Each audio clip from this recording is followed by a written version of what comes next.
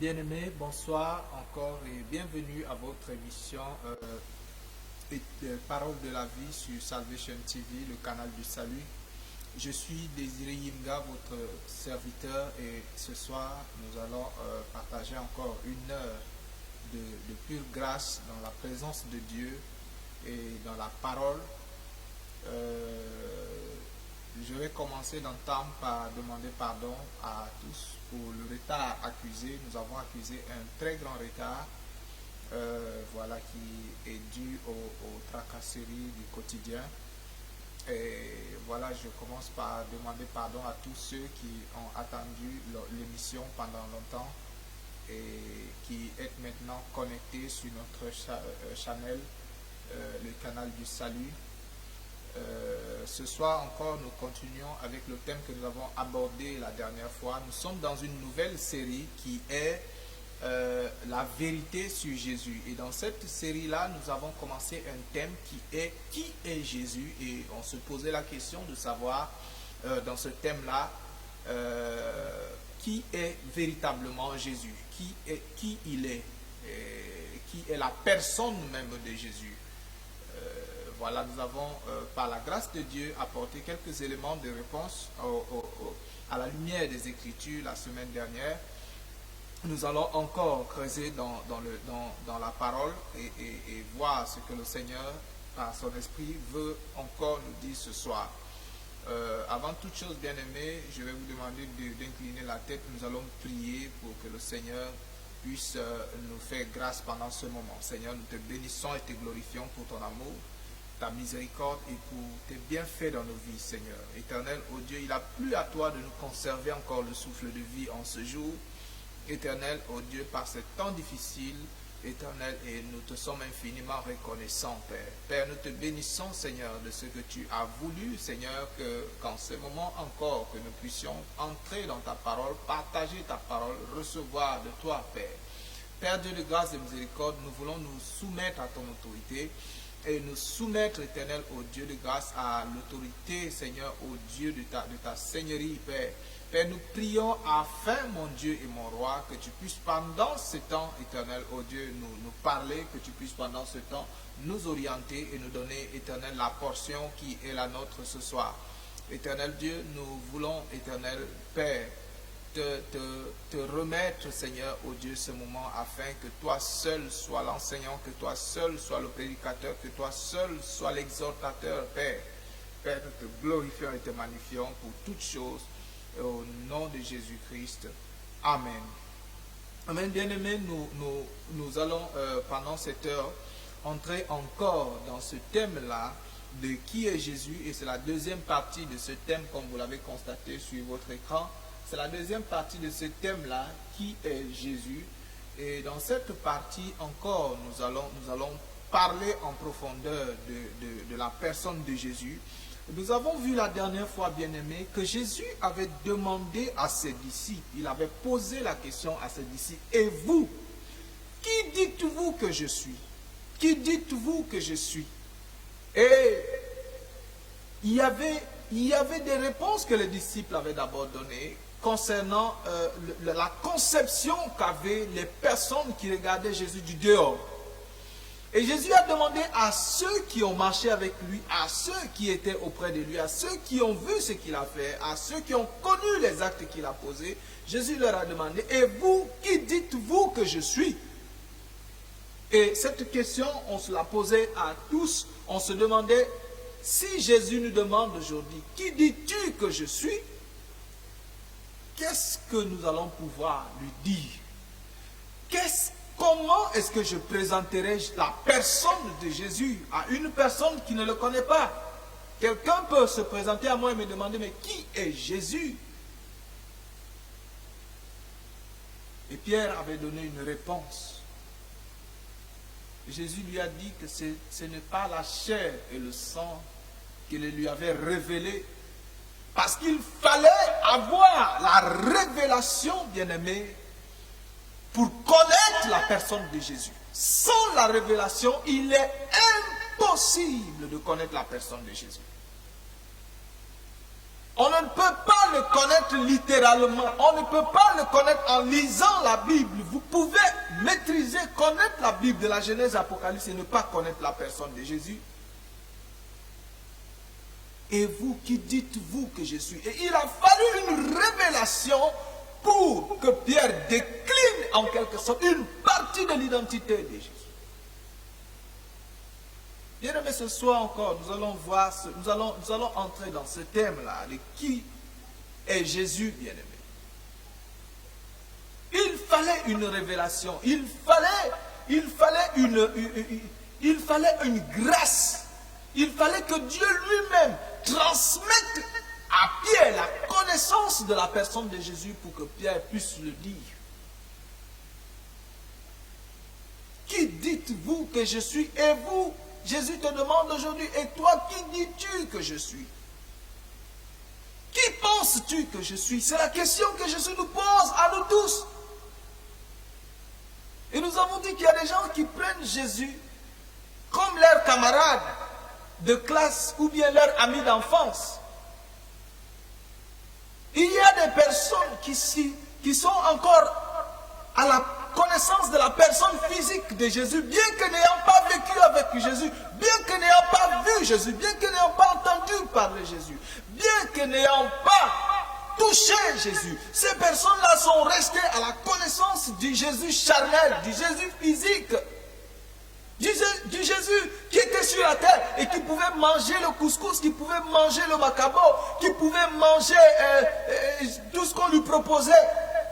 Et qui pouvaient boire à la table avec tout le monde.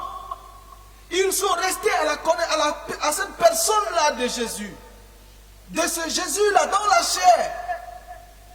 Bien aimé, ce soir encore nous allons voir des passages, mais alors merveilleux dans la parole de Dieu, qui nous parlent de la personne de Jésus. Et je veux que nous soyons très attentifs pendant ces moments. Je veux que vous soyez très attentifs pendant ce moment parce que je sens que le Seigneur, malgré la faiblesse, je sens que le Seigneur veut encore nous donner quelque chose, une grande portion, une portion double ce soir. Si tu es attentif, tu repartiras de ce moment avec un plus. Tu repartiras de ce moment avec une bénédiction du Seigneur. Sois simplement attentif. Nous allons entrer dans les Écritures et nous allons lire dans le livre, dans l'épître aux Philippiens. Dans l'épître aux Philippiens, le chapitre 2 et à partir du verset 5. Je pense que nous avons lu Philippiens 2 la dernière fois. Nous avons lu Philippiens 2 la dernière fois et nous allons lire à partir du verset 5. La Bible dit, ayez en vous les sentiments qui étaient en Jésus-Christ. Ayez en vous quoi? Les sentiments qui étaient en Jésus-Christ. Maintenant, il va décliner. C'est la personne de ce Jésus-là. Ça, ce sont des personnes qui ont connu Jésus d'abord dans la chair. Et qui auraient pu se dire, mais oh, il est mort, il est enseveli, il est ressuscité, il est déjà parti. Maintenant, oh, il a fini sa mission. Mais ils exhortent les gens à avoir les sentiments qui étaient en Jésus. Et il décline maintenant la personne de Jésus. Il dit que lequel existant en forme de Dieu n'a point regardé comme une proie arrachée d'être égal à Dieu, d'être égal avec Dieu, mais s'est dépouillé lui-même en prenant une forme de serviteur, en devenant semblable aux hommes et ayant paru comme un simple homme. Il s'est humilié, lui-même se rendant obéissant jusqu'à la mort, même jusqu'à la mort de la croix. Et c'est pourquoi aussi Dieu l'a souverainement élevé et lui a donné le nom qui est au-dessus de tout nom, afin qu'au nom de Jésus, tout genou fléchisse dans les cieux, sur la terre et sous la terre, et que toute langue confesse que Jésus Christ est Seigneur à la gloire de Dieu le Père. Bien-aimé, il y a une grande richesse dans ce. On peut rester sur ce passage de Philippiens et sur ces quelques versets que nous avons lus, sur ces 6 ou 7 versets que nous avons lus, nous pouvons rester sur ces 7 versets-là pendant un mois, bien aimé. C'est-à-dire que si nous prenons verset par verset, on peut avoir sujet à débattre pendant un mois. Et plus même. Il dit, et en vous les sentiments d'abord qui étaient en Christ.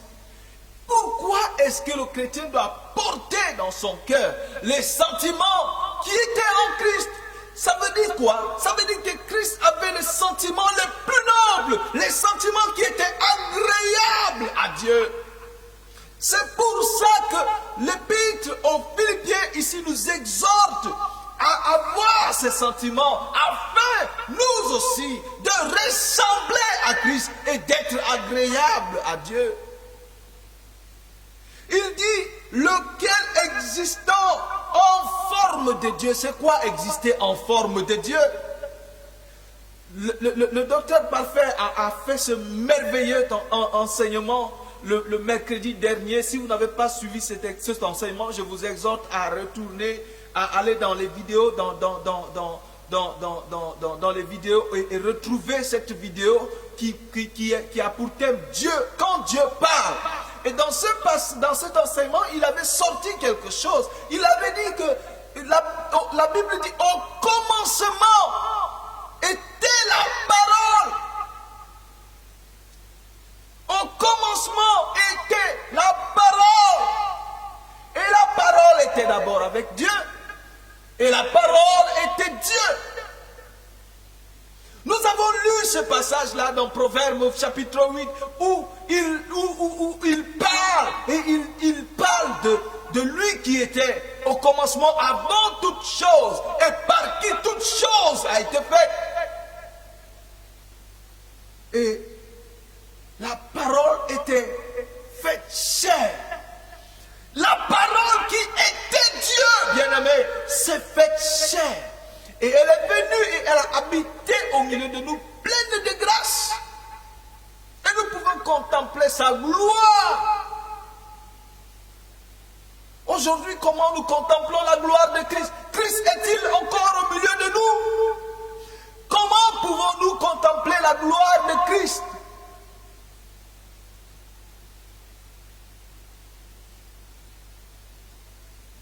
Bien-aimé, la parole qui était Dieu s'est faite chair. C'est où Dieu s'est fait chair et est venu habiter au milieu des hommes, plein de grâce, bien-aimé.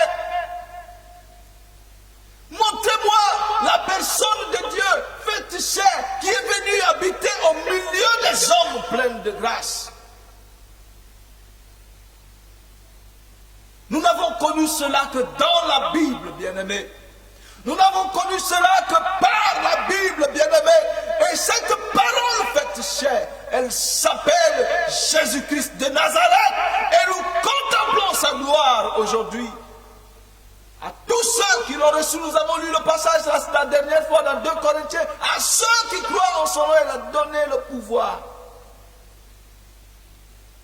de devenir enfant de Dieu. Nous avons lu dans 2 Corinthiens 5, 17, il nous disait que si quelqu'un est en Christ, si quelqu'un reçoit Christ, il devient une nouvelle créature. Et là, il dit à tous ceux qui l'ont reçu, à ceux qui croient en son nom, elle donne la parole, le pouvoir de devenir enfant de Dieu. La parole qui était avec Dieu et qui était Dieu et qui s'est fait chair. Il dit, si tu reçois cette parole, parce qu'il y a une seule parole, il y a un seul salut, il y a une seule résurrection, il y a une seule rémission de péché. La parole qui était au commencement avec Dieu et qui était Dieu et qui s'est faite chair, il dit que si tu reçois cette parole, elle te donne le pouvoir de devenir aussi. C'est pour ça que Philippiens dit, maintenant que vous êtes devenus des enfants de Dieu, ayez en vous les sentiments qui étaient en Christ bien-aimé. Oh, gloire à toi, Seigneur. Puisque vous avez été transformé, puisque vous avez été régénéré, puisque vous avez été changé, puisque votre vie n'est plus celle qu'elle était hier. Ayez en vous maintenant les sentiments qui étaient en Christ. Quels étaient les sentiments qui étaient en Christ? Malgré sa divinité, il était humble, bien-aimé. Il était compatissant. Il était plein d'amour.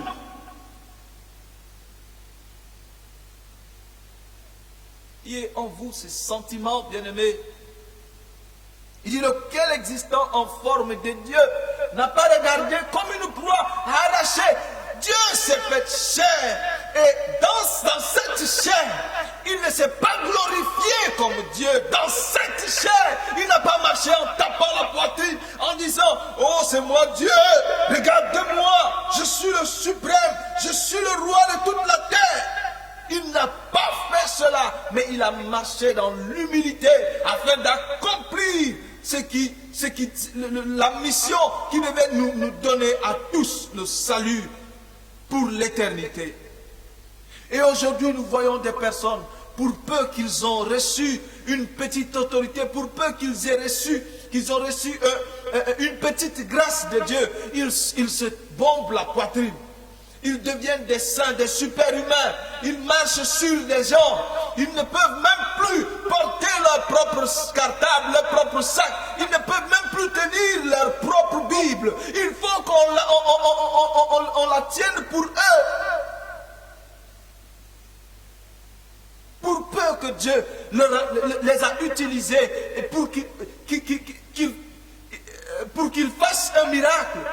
Pour peu que Dieu les a utilisés pour qu'ils prient pour quelqu'un et que cette personne soit guérie. Pour peu que Dieu les ait utilisés pour qu'ils prient pour quelqu'un et que la personne voit sa vie changer. Oh, que la personne voit la main de Dieu dans sa vie. Pour peu, ils sont devenus des dieux au-dessus de Dieu. Ils veulent faire croire au monde qu'ils sont devenus des êtres spéciaux. Ils veulent faire croire au monde qu'ils ne sont plus comme tout le monde. Bien-aimé, un jour, je discutais avec un monsieur d'une autre confession religieuse. Et il me disait que les prophètes ne sont pas des hommes ordinaires. Ce ne sont pas des hommes comme nous. Et quand il parlait des prophètes, il parlait des prophètes dans l'ancienne alliance, dans l'époque avant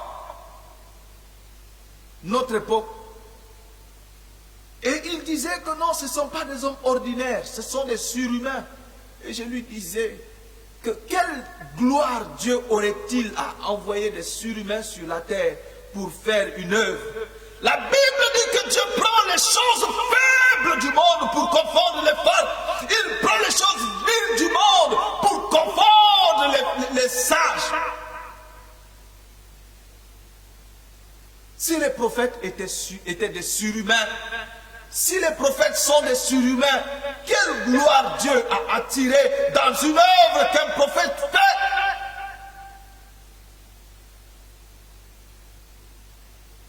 Je ne suis qu'un homme impur dans les narines duquel il n'y a qu'un souffle. J'ai été conçu dans le péché. C'est de cette manière que ces prophètes parlaient. Malheur à moi parce que je vis au milieu d'un peuple pécheresse et aujourd'hui mes yeux ont vu le Saint d'Israël. Malheur à moi, malheur à moi. Quel surhumain dit aujourd'hui malheur à moi?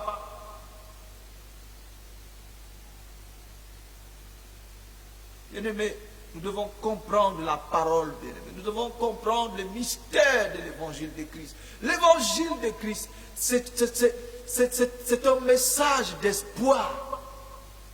L'évangile de Christ, c'est un message de paix. L'évangile de Christ, c'est ce Jésus-là qui a pris ce qui était vil et qui a transformé en quelque chose de précieux pour lui. À celui qui nous aime, nous dit l'Apocalypse, et qui a fait de nous un royaume de sacrificateurs pour Dieu son Père. À celui qui nous aime et qui nous a délivrés de tous nos péchés. Il a fait de nous un royaume de sacrificateurs parce qu'il nous aime, il nous a fait une grâce, bien-aimés. Je ne sais pas pourquoi le Seigneur nous retient dans ces choses-là. Et il dit que Christ, existence en forme de Dieu, n'a point regardé comme une proie arrachée d'être égal à Dieu, mais il s'est dépouillé lui-même. Personne ne l'a forcé et personne ne pouvait l'enforcer. Personne ne l'a forcé. Il a choisi par lui-même d'être obéissant, de se dépouiller. Il a choisi cela.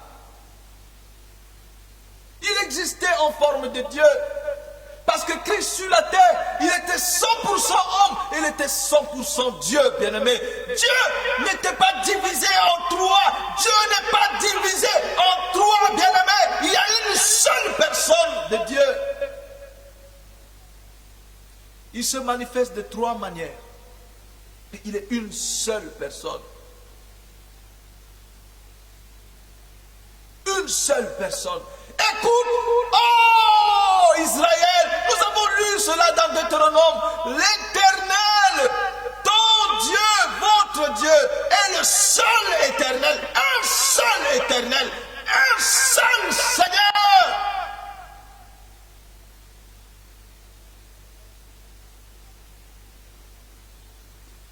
Qu'est-ce que la parole nous dit?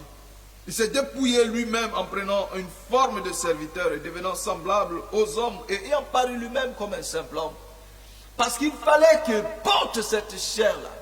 Il fallait qu'il porte cette chair qui est sujet aux faiblesses pour éprouver et ressentir les mêmes faiblesses que les hommes afin de pouvoir sauver l'humanité dans cette chair faible, bien-aimé. Oh, j'aime cette parole-là. De ce serviteur de Dieu qui disait dans une de ses chansons, tu es l'homme que Dieu cherchait et qui ne fut trouvé qu'en Dieu lui-même. Souvenez-vous, nous avons lu plusieurs fois ici ce passage-là dans les psaumes où il dit que Dieu des cieux regarde sur la terre pour voir si parmi les fils des hommes il y a un qui soit intelligent et qui cherche Dieu. Souvenez-vous que Dieu, dans tout ça, quand il a regardé sur la terre, il a vu que le cœur des hommes était mauvais et que chaque jour leurs pensées se tournaient vers le mal. Et que chaque jour l'Esprit de Dieu se mouvait et il était à la recherche de quelqu'un, bien-aimé. Mais tous étaient perdus, tous vivaient dans le péché. Tous n'avaient pour Dieu que leur cœur, que leur ventre, que leur poche. Tous n'avaient pour Dieu que les penchants de leur cœur. Il a paru comme un simple homme. Il s'est humilié lui-même et se rendant obéissant jusqu'à la mort. Et la mort de la croix. Et c'est pourquoi aussi, bien aimé, nous arrivons dans une partie qui est très importante. C'est pourquoi aussi Dieu l'a souverainement élevé et lui a donné le nom qui est au-dessus de tout nom. Quel nom, bien aimé, est au-dessus de tout nom, sinon le nom de notre Dieu? Au-dessus de tout nom, ça veut dire que s'il n'est pas le Dieu que nous adorons, ça veut dire que Dieu est en dessous de son nom. On continue la lecture. C'est pourquoi Dieu l'a souverainement élevé. Il lui a donné le nom qui est au-dessus de tout nom. Afin qu'au nom de Jésus, tout genou fléchisse, bien-aimé. Tout genou fléchisse. Maintenant, où est-ce que les genoux doivent fléchir? Il commence en disant dans les cieux, sur la terre et plus bas que la terre. Parce que même au milieu des morts, bien-aimés, même au milieu des morts, les genoux doivent fléchir devant Jésus. Ceux qui ont vécu avant Jésus, ceux qui ont vécu pendant que Jésus vivait, ceux qui ont vécu après Jésus, si le nom de Jésus est proclamé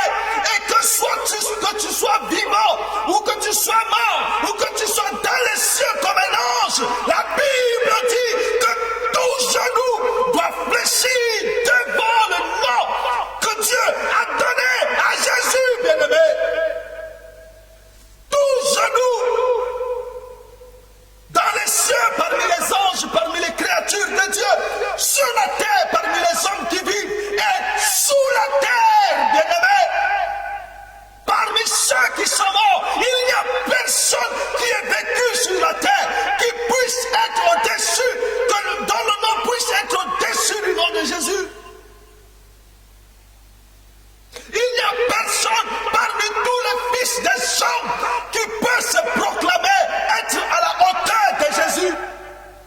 Et aujourd'hui, les hommes qui vivent des vies de désordre, et ils prennent le nom de Jésus comme le nom de leurs camarades de classe. Les gens marchent avec le nom de Jésus. Et moi, ce qui me dépasse, comment tu peux dire que quelqu'un n'est pas Dieu et quand tu pries, tu lui dis Seigneur, Seigneur Jésus, écoute-moi. Et tu dis il n'est pas Dieu. Par quelle alchimie il va t'écouter?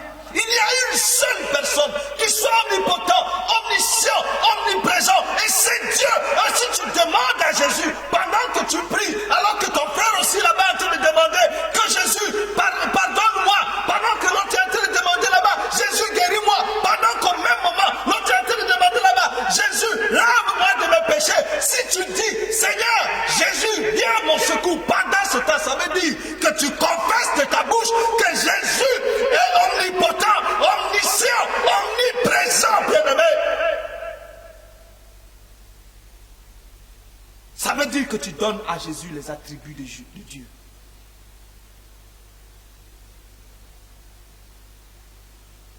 Un seul Seigneur. Écoute, ô Israël, l'Éternel, votre Dieu, est le seul éternel. Deutéronome 6, 4. Est le seul éternel. Il n'y en a pas deux. Il s'est humilié lui-même. Il a choisi de se dépouiller. Il a pris une forme de serviteur. Il a paru comme un simple homme. Il a paru comme un serviteur. C'est lui qui l'a choisi.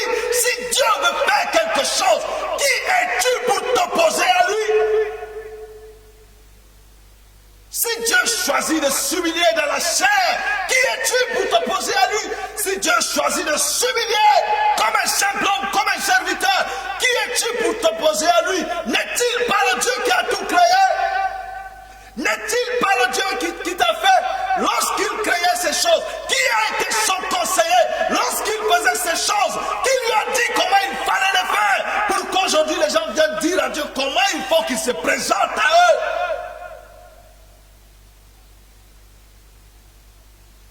Il a choisi. Il s'est humilié lui-même. Il s'est dépouillé. Il a pris une forme de serviteur. Au commencement était la parole était avec Dieu et la parole était Dieu. Elle était au commencement avec Dieu et toute chose a été faite par elle et rien de tout ce qui a été fait n'a été fait sans elle. Lisez la parole.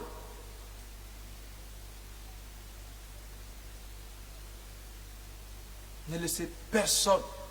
Le serviteur, le docteur Parfait avait pris ce passage-là de Jacques 1 qui disait « Mettez en pratique la parole et ne vous bornez pas seulement à l'écouter en vous trompant vous-même par des faux raisonnements. »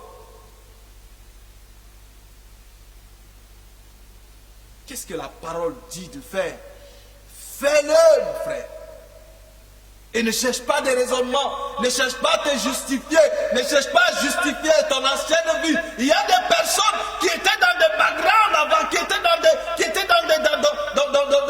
une forme de pensée avant, qui étaient dans des religions avant, qui avaient un esprit religieux avant. Et quand ils viennent à Christ, ils veulent transporter leur esprit religieux pour imposer ça dans l'église de Christ. Il y a des personnes qui étaient dans la science et quand ils viennent à Christ, ils veulent prendre la science du monde pour imposer dans l'église.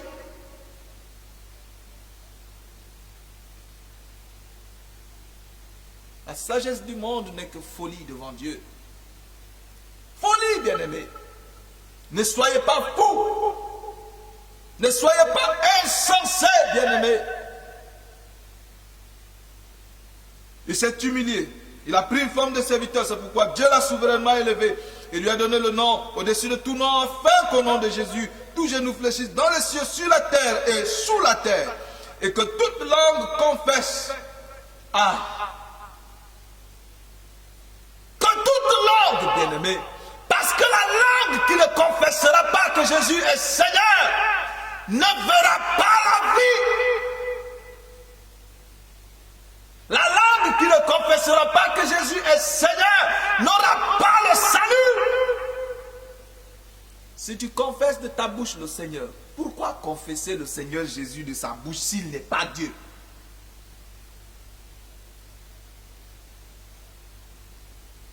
Ça veut dire le fait de confesser Jésus t'octroie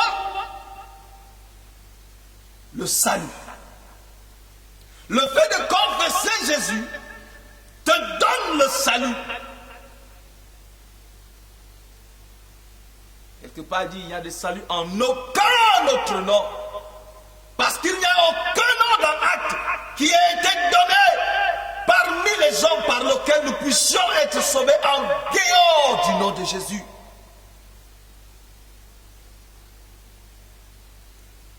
Dieu veut sauver le monde. Dieu a regardé sur la terre. Il n'a vu personne. Et il a dit, j'envoie ma parole. Dans le monde des affaires, on dit, l'homme c'est sa parole. Ça veut dire quoi? Lorsque tu donnes ta parole, il faut la respecter parce que lorsque ta parole n'est pas respectée, tu perds ta crédibilité et tu perds ta valeur. Ça veut dire quoi? Si Dieu a envoyé sa parole, et sa parole devait agir exactement comme Dieu le voulait. C'est pour ça qu'il s'est humilié lui-même. C'est pour ça qu'il a été obéissant. Il a fait tout ce que Dieu l'a envoyé faire.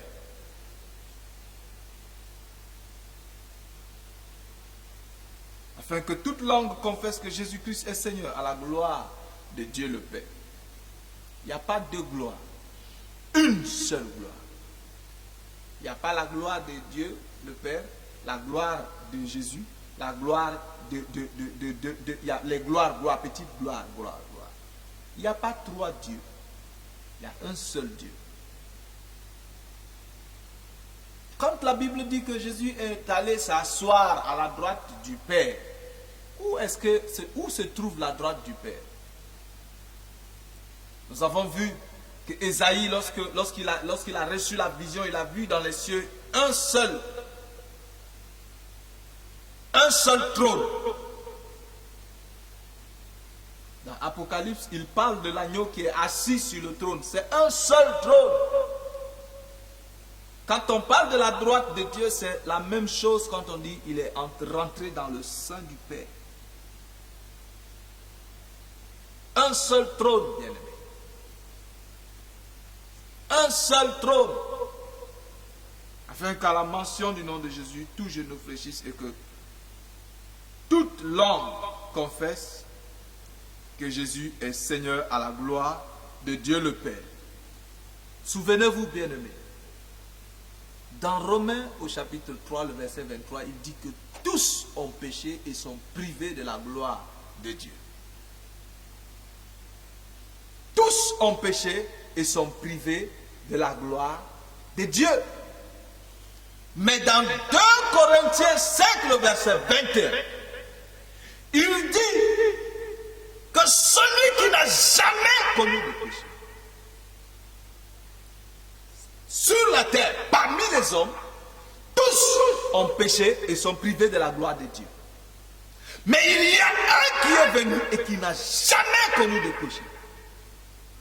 Et que Dieu l'a fait devenir péché pour nous, afin que par lui que nous devenions justice de Dieu. Celui qui n'a jamais connu de péché, alors que parmi les hommes ordinaires sur la terre, tous avaient péché. Tous marchaient dans leur propre voie. Il n'y a pas un seul juste. Il n'y a pas un seul qui cherche Dieu. Maintenant, puisque tous, il fallait que Dieu envoie celui qui n'a jamais péché. Celui qui est indéfectible est la seule personne qui est indéfectible, parce que même les anges ont péché, bien-aimés. C'est Dieu.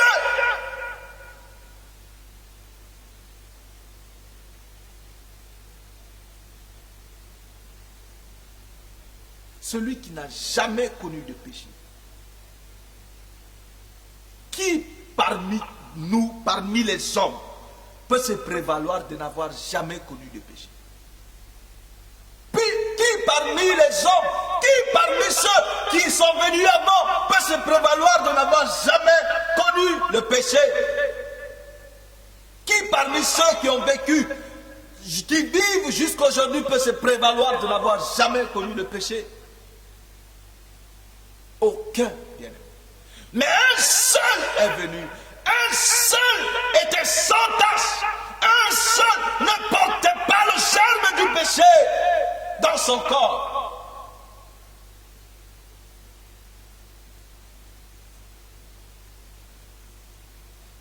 Il n'y a point en Dieu de mal, le dit la parole. Il n'y a point en lui de mal.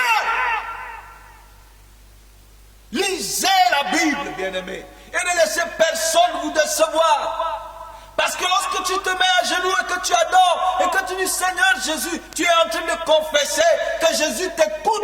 Tu es en train de confesser qu'il est omnipotent. Tu es en train de confesser qu'il est omniscient.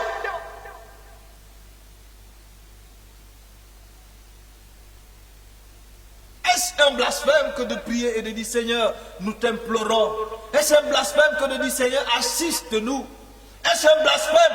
Est-ce un blasphème que de dire Seigneur, viens à mon secours? Beaucoup l'ont dit, nous pouvons le lire dans la Bible. Même pendant qu'il était vivant sur la terre, il dit le Fils de l'homme a sur la terre le pouvoir de pardonner le péché. Un seul est capable de pardonner le péché.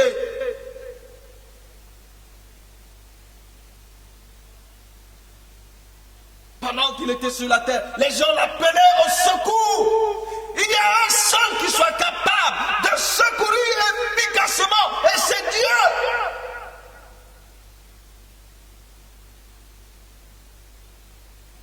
Pourquoi voulez-vous séparer la personne de Jésus? Pourquoi voulez-vous séparer ce que vous ne pouvez pas séparer? Ça fait longtemps que je suis avec vous et vous ne me connaissez pas. Lorsque les disciples ont demandé, Seigneur, montre-nous le Père, et cela nous suffit. Et ça fait longtemps que je suis avec vous et vous ne me connaissez pas. Mais Seigneur, ce n'est pas toi que nous avons demandé. Nous, on te connaît, Seigneur. Tu es le fils du charpentier. Tu es le fils de Marie. Nous te connaissons, nous t'avons suivi parce que tu nous as appelés à ton service. Parce que nous avons vu aussi que d'autres avaient des disciples et nous t'avons suivi pour être aussi tes disciples. Mais nous, on veut voir le Père. Nous avons vu ce que tu as fait. On voit que tu as relevé les paralytiques. Ils ont commencé à marcher. Tu as ouvert les yeux des aveugles. Nous avons vu que tu as guéri les pertes de sang par le toucher seulement. Nous avons vu que tu as assisté les veuves, les orphelins. Nous avons vu que tu as ressuscité même les morts. Seigneur, nous te connaissons. Nous avons vu tout ça. Mais montre-nous le Père.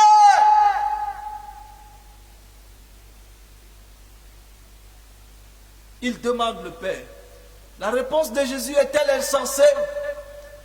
C'est un sujet de thèse philosophique. La réponse de Jésus est-elle insensée? Jésus est-il insensé de leur répondre après qu'il leur ait demandé, qu'il lui ait demandé de leur montrer le Père? Était-ce une réponse insensée que de leur dire je suis avec vous depuis et que vous ne me connaissez pas? Il y a un seul Jésus. Lorsque Moïse a demandé à Dieu, Père, Dieu dis-moi, qui dirais-je qui m'a envoyé? Qui, lorsque je parlerai à son peuple que je sais, à ce peuple que je sais, à un cœur raide, qui dirais-je qui m'a envoyé? Il dit je suis, et mon nom va leur dire que celui qui s'appelle je suis t'a envoyé. Lorsque les disciples demandent à Jésus, montre-nous le Père, Jésus répond comment, bien-aimé? Je suis avec vous depuis le commencement et vous ne me connaissez pas. Il est dans ton cœur depuis, il est près de toi depuis et tu ne le connais pas. Il te parle depuis et tu n'écoutes pas sa voix. Il t'interpelle depuis et tu ne réponds pas favorablement.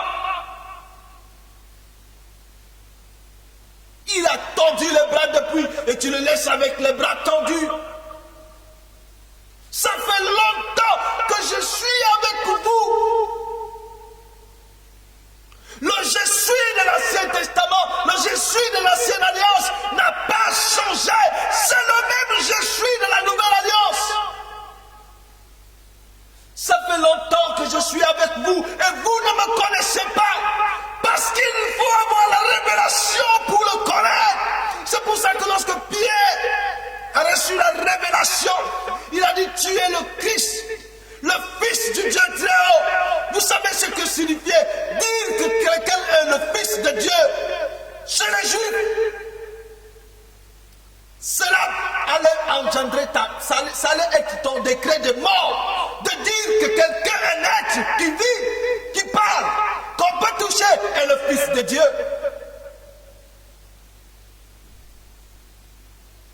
Pourquoi est-ce que les Juifs ont crucifié Jésus? Lorsque il a dit, es-tu le Christ, es-tu le Fils, es-tu le Fils de Dieu? Jésus dit, je le suis. Il dit, ah, avons-nous encore besoin d'un témoin? Il a blasphémé. Pourquoi? Lequel existant en forme de Dieu. Parce que dire qu'il est Fils de Dieu, ça veut dire que Dieu a pris une forme humaine.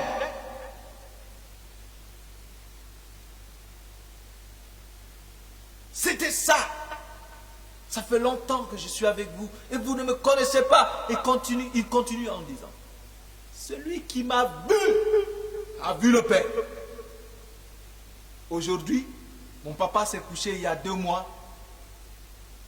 Je peux dire à quelqu'un, celui qui m'a vu a vu mon Père. On ne se ressemble même pas. Il y a des traits. Mais je ne peux pas dire à quelqu'un, celui qui m'a vu a vu mon Père. Tu n'as pas vu mon Père. Je vous parle ici tous les jours. Mais avez-vous, peut-être par les photos, si vous me regardez, est-ce que vous voyez mon Père? Jésus avait en lui tous les traits et les caractères de Dieu. Il avait en lui la vie de Dieu, il avait en lui la nature de Dieu. Lequel étant l'empreinte de sa personne, il était l'empreinte de la personne de Dieu.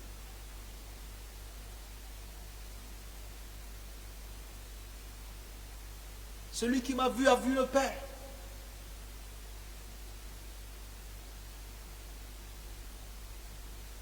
Tous ont péché, mais il y a un qui est venu et qui n'a point connu de péché, et que Dieu l'a fait devenir péché pour nous. Lisons Hébreux au chapitre 1. Nous lisons Hébreux chapitre 1. Après avoir autrefois de plusieurs manières, à plusieurs reprises et de plusieurs manières, pardonnez-moi, parlé à nos pères par les prophètes, Dieu dans ces derniers temps nous a parlé par le Fils qu'il a établi héritier de toutes choses. Bien-aimés, nous devons convenir que pour qu'il y ait un héritier, il faut qu'il y ait un héritage. Et quand on parle d'héritier, c'est qu'il faut... L'héritier ne peut entrer en possession de l'héritage que si le père meurt. Pourquoi Dieu qui sait qu'il est un être qui ne mourra jamais peut-il établir un héritier? Y aura-t-il conflit? Il faudra donc que le fils fasse mourir le père pour entrer en possession de l'héritage. Bien-aimé, il n'y a pas conflit dans les cieux. Il est assis à la droite du Père. Il est l'agneau sur le trône. On continue la lecture. Qu'il a établi héritier de toutes choses et par lequel il a aussi créé le monde. Il dit que le monde là a été créé par... Le monde a été créé par quoi? Au commencement était la parole. Le monde a été créé. La Bible dit que Dieu dit. Quand Dieu créait, tout ce qu'il créait, il a parlé. Il a parlé. Il a donné, il a fait sortir quelque chose.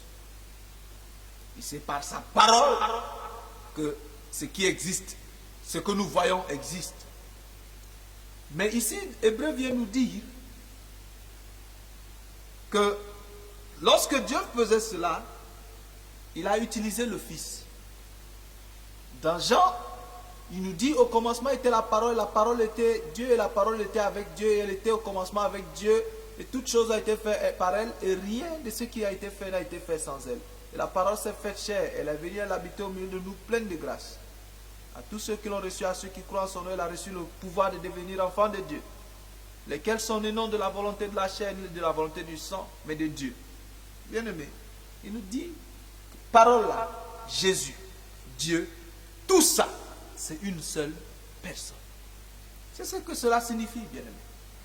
Parole, Jésus, Dieu, Saint-Esprit, c'est une seule personne. Par lequel aussi il a fait toutes choses. Il est héritier par comment si le Père n'est pas mort? Parce qu'il est la parole.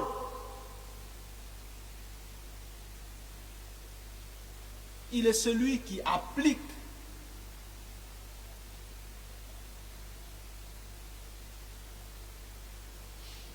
Il dit, et qui étant le reflet de sa gloire? Il dit, le Fils est le reflet de la gloire de Dieu. Le reflet, ça veut dire, quand tu te regardes dans un miroir, ce que tu vois à l'intérieur du miroir, c'est ce qu'on appelle ton reflet. Il dit que Christ est le reflet. Ça veut dire que si Dieu se présentait devant un miroir, il verra à l'intérieur du miroir Christ. Il est le reflet de la gloire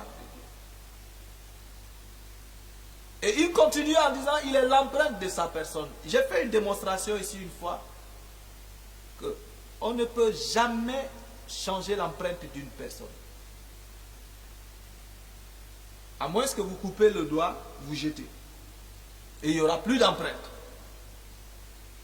Mais une personne, son empreinte, on ne change jamais. C'est pour ça que l'un des moyens d'identification les plus sûrs, c'est l'empreinte. Pour connaître quelqu'un, on prend son empreinte. Et lorsqu'on a enregistré ton empreinte, tu peux aller n'importe où. Tu peux aller n'importe où dans le monde. Lorsque tu vas mettre cette empreinte, on va dire que c'est lui. Et la Bible nous dit qu'il est l'empreinte de la personne de Dieu. Christ est l'empreinte de la personne de Dieu. Ça veut dire que si vous voulez enlever Christ, vous voulez détacher Christ de Dieu, c'est comme si vous voulez prendre la main de Dieu, couper, enlever l'empreinte. Il est l'empreinte de sa personne. Et soutenant toutes choses par sa parole puissante, a fait la purification des péchés. Il y a une seule personne qui soit capable de purifier les péchés. Et il s'est assis à la droite de la majesté divine dans les lieux très hauts. On a parlé de cette droite-là. Il y a un seul trône dans le ciel. Il n'y a pas trois trônes où il y a la droite et la gauche.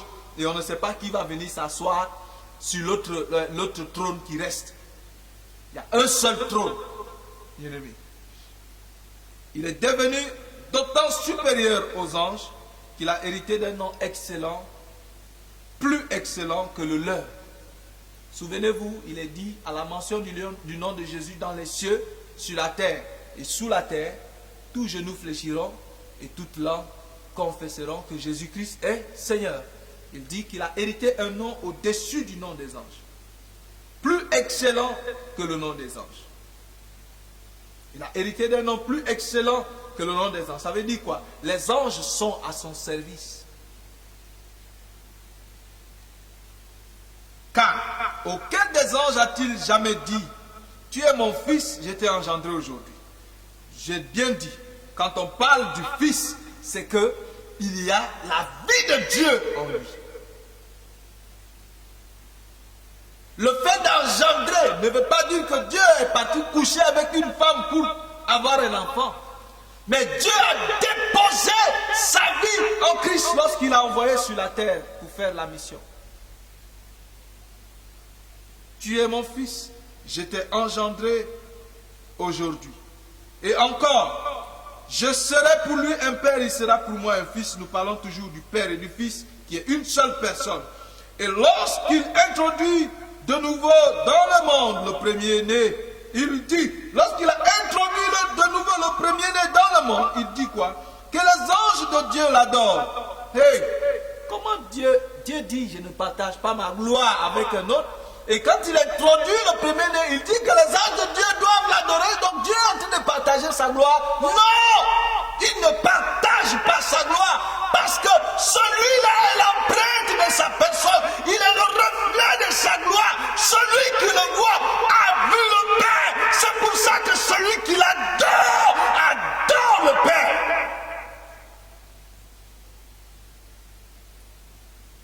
Que les anges de Dieu l'adorent.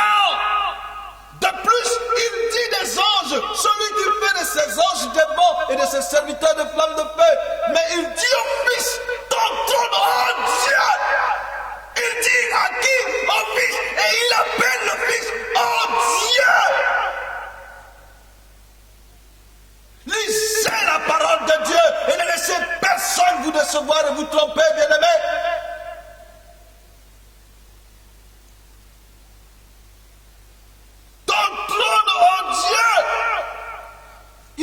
Le Fils, oh Dieu, est éternel. C'est pour ça qu'on peut te prier à tout temps. C'est pour ça qu'on peut t'adorer en tout temps. C'est pour ça qu'à la mention de ton nom, que ce soit ceux qui vivent parmi les anges, que ce soit ceux qui vivent parmi les hommes, que ce soit ceux qui ont vécu parmi les hommes, tous doivent se prosterner devant toi. Parce que quoi? Ton trône, un seul trône, est un trône éternel.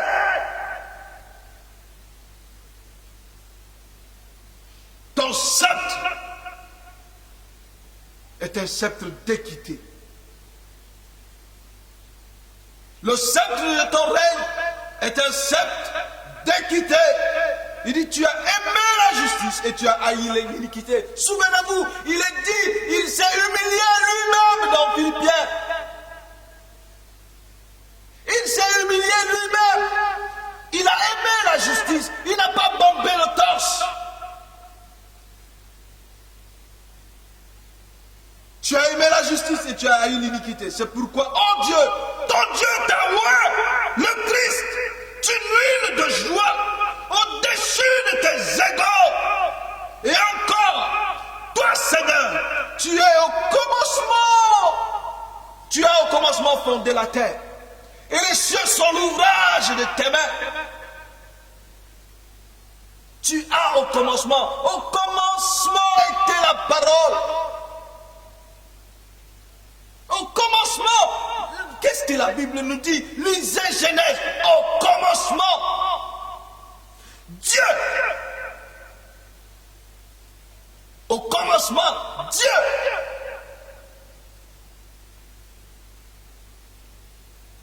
Et ici, il vient, il nous dit, tu as au commencement créé les cieux et la terre. Et oh, mais au commencement, c'était Dieu qui créa les cieux et la terre. Il y a conflit ici. Oh, il y a contradiction ici. Il n'y a pas de contradiction, bien-aimés. Ceux qui ont dit ces choses, selon la Bible, ont été inspirés par l'Esprit. Ils ont connu la personne de Jésus spirituellement. C'est pourquoi, oh Dieu, ce passage est venu clore ce débat. Bien-aimés, les anciens avaient vu Jésus dans l'ancienne alliance. Dans l'ancienne alliance, les anciens avaient vu Jésus. Dans l'ancienne alliance, les Abraham, les Isaac, les Moïse, ces personnes avaient vu Jésus. Les prophètes, les Josué, les Jérémie, les Ézéchiel, et tous ces gens avaient vu Jésus, bien-aimés.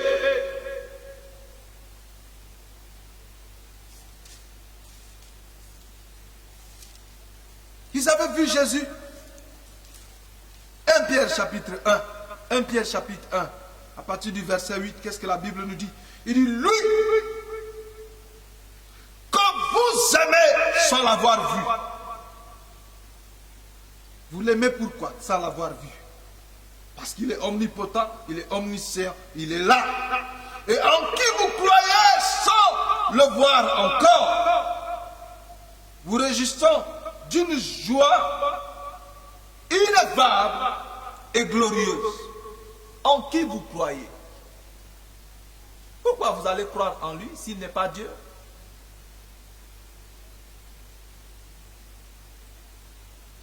Pourquoi vous allez croire en lui s'il n'est pas Dieu?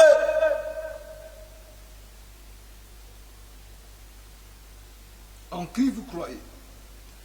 Parce que vous obtiendrez le salut de vos âmes pour le prix de votre foi.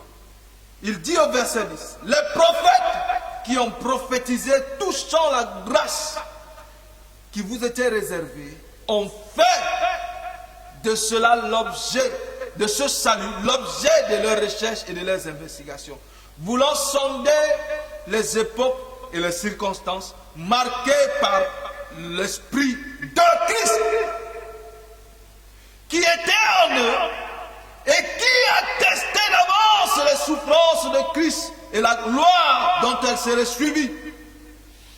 Il leur fut révélé que ce n'était pas pour eux même, mais pour vous qu'ils étaient les dispensateurs de ces choses que vous ont annoncé maintenant ceux qui vous ont prêché l'évangile par le Saint-Esprit envoyé du ciel et dans lequel les anges désirent plonger leur regard.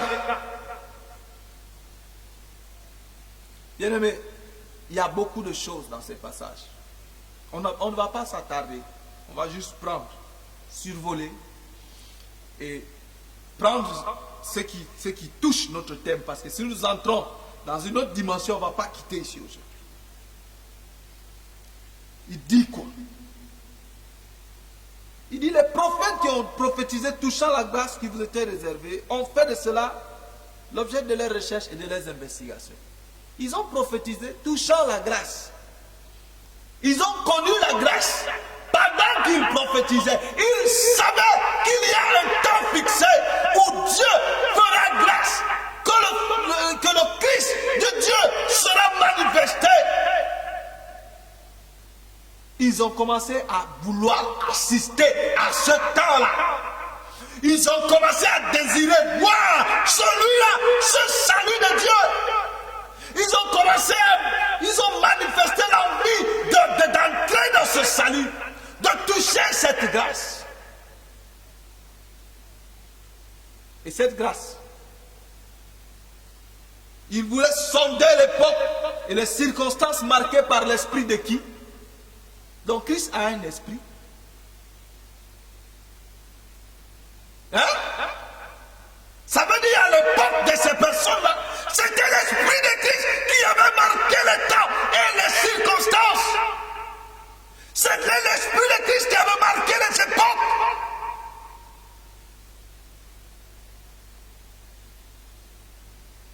Mais l'esprit de Christ sort où là-bas? Mais en ce temps-là, il n'y avait que les Jérémie. On ne connaissait pas encore Jésus. Il n'y avait que les Noé. Il n'y avait que les David. Il n'y avait que les Saül. Il y avait que on ne connaissait pas encore Jésus.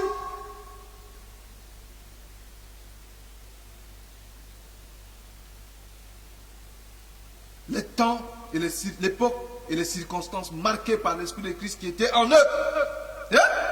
Et qui attestait d'avance les souffrances de Christ et la gloire qui serait suivie. Ça veut dire quoi? Le message de la mort de Christ, de son ensevelissement et de sa résurrection avait été prêché depuis l'ancienne alliance. Le message de l'évangile avait été prêché depuis l'ancienne alliance, bien-aimé. L'évangile n'a pas commencé dans Matthieu 1.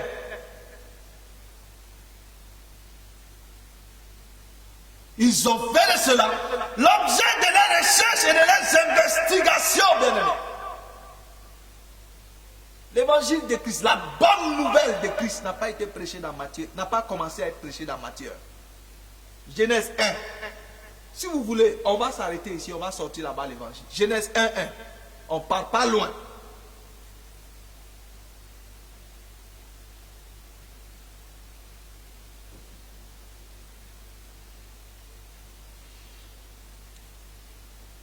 Parce que, il dit que dans le verset 12, pardonnez-moi, il leur fut révélé que ce n'était pas pour eux-mêmes qu'ils étaient, mais pour vous qu'ils étaient les dispensateurs de ces choses que vous ont annoncées maintenant ceux qui vous ont prêché l'évangile par le Saint-Esprit envoyé du ciel. Le Saint-Esprit, l'Esprit de Christ, envoyé du ciel, dans lequel les anges désirent plonger leur regard. Dit que ces choses-là, ce que vous connaissez aujourd'hui, l'évangile que vous avez, la grâce que vous avez, les anges désirent plonger leur regard dedans. Parmi les anciens, on a parlé de ces prophètes qui avaient prophétisé touchant cette grâce. Parmi eux, dans Luc au chapitre 2, il y a un homme qu'on appelait Siméon. Parmi ces anciens-là, il y a un qui a vécu jusqu'au temps de Jésus. Il y a un qui a vu Jésus. Luc chapitre 2 à partir du verset 25. À partir du verset 24 même d'ailleurs, je crois. Luc 2, à partir du verset 24. Non, lisons à partir du verset 25. Il dit, et voici, il y avait à Jérusalem un homme appelé Siméon. Cet homme était juste et pieux. Il attendait la consolation d'Israël. L'Esprit Saint était sur lui. Souvenez-vous, il avait dit quoi? Que ceux-là, ils avaient reçu quoi? L'Esprit de Christ en eux. Et c'est par cet esprit-là qu'ils ont prophétisé touchant cette grâce. Il dit ici qu'en Siméon, l'Esprit Saint était sur lui. Et il avait été divinement averti par le Saint-Esprit qu'il ne mourrait point avant d'avoir vu le Christ du Seigneur. Nous avons dit ici la dernière fois que le Christ signifie quoi? Loin de Dieu. Tous ceux qui sont loin sur la terre, tous ceux qui sont loin sur la terre ont été loin par les mains des hommes. Mais il y a un loin qui a reçu son onction, son mandat directement de Dieu.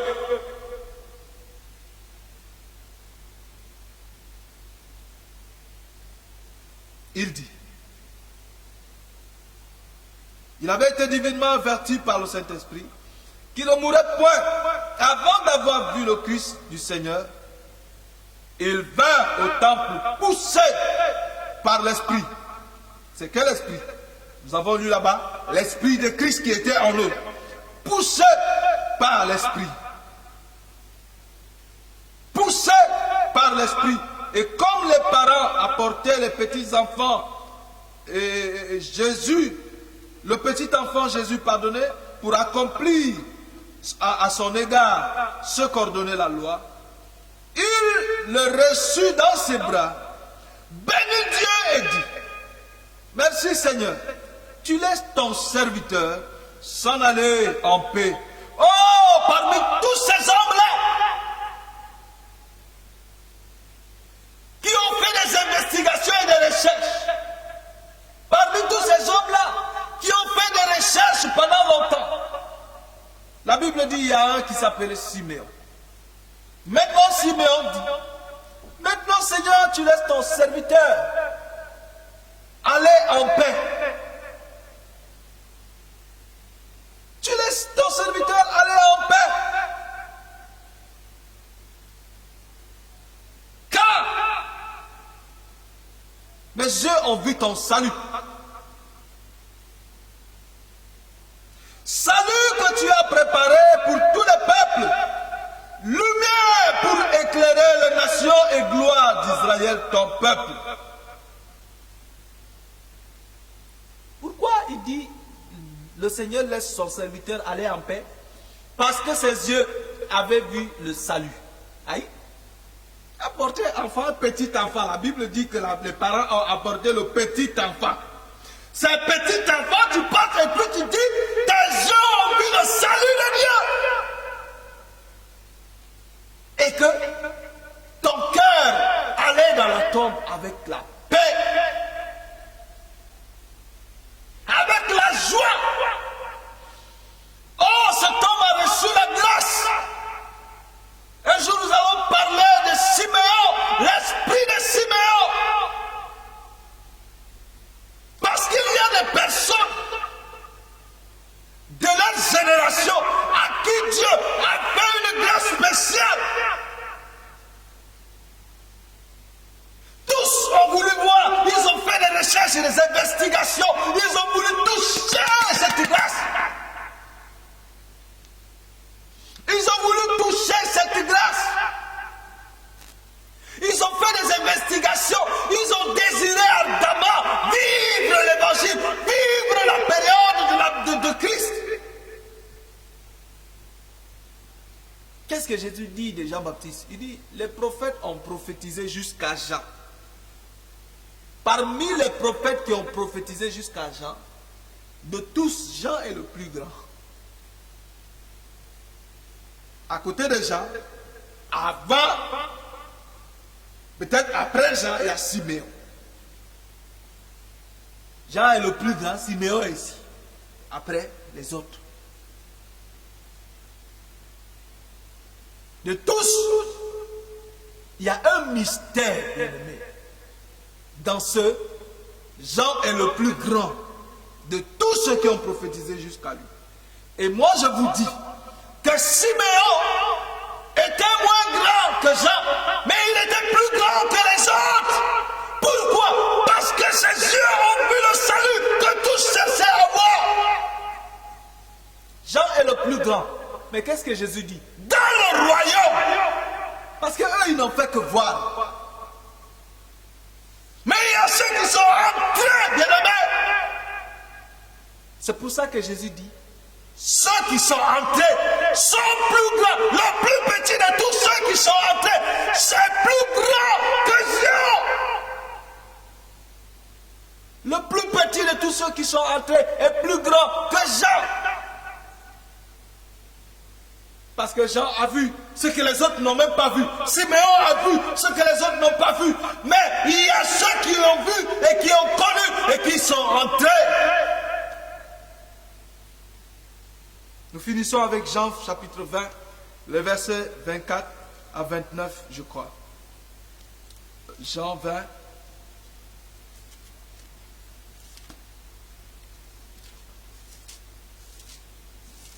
Quand on parle de Jean, c'est Jean-Baptiste, ce n'est pas le Jean que nous sommes en train de lire.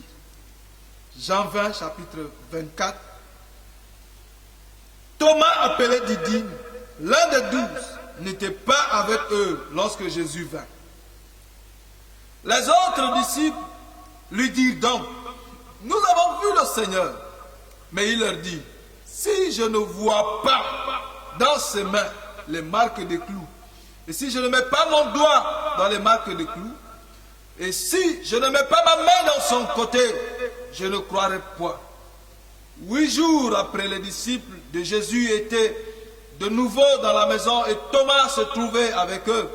Jésus vint, les portes étaient fermées, se présenta au milieu d'eux et dit, la paix, shalom, la paix soit avec vous. Les portes étaient fermées, mais Jésus est venu. Bien-aimé, les portes peuvent être fermées dans ta vie, mais si tu connais la personne de Jésus, il viendra dans ta vie. Les portes peuvent être fermées autour de toi, mais si tu connais la personne de Jésus, il est celui devant qui aucune porte ne peut rester fermée, bien-aimé. Jésus est venu. Il vint au milieu d'eux. Il dit que la paix soit avec vous. Puis il dit à Thomas, il était où quand Thomas avait dit si je ne vois pas, si je ne vois pas? Parce qu'il était devenu le Jésus glorifié. Il dit, avance ton doigt et regarde mes mains. Avance ta main et mets-la dans mon côté. Et ne sois pas incrédule, mais crois. Thomas lui dit, mon Seigneur, mon Dieu. Thomas lui dit quoi? Mon Seigneur et mon Dieu. Ça, c'était après la résurrection.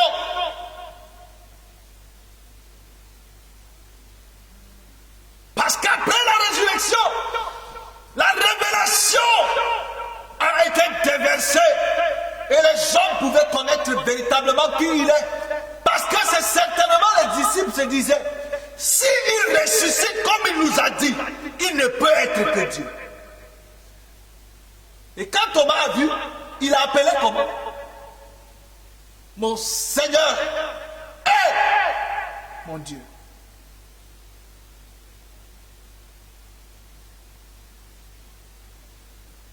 Pourquoi Jésus n'a-t-il pas dit à Thomas, pourquoi tu m'appelles mon Seigneur et mon Dieu?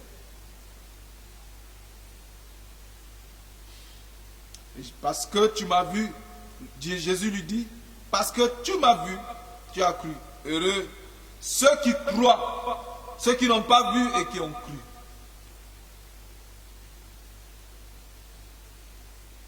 Heureux ceux qui n'ont pas vu et qui ont cru.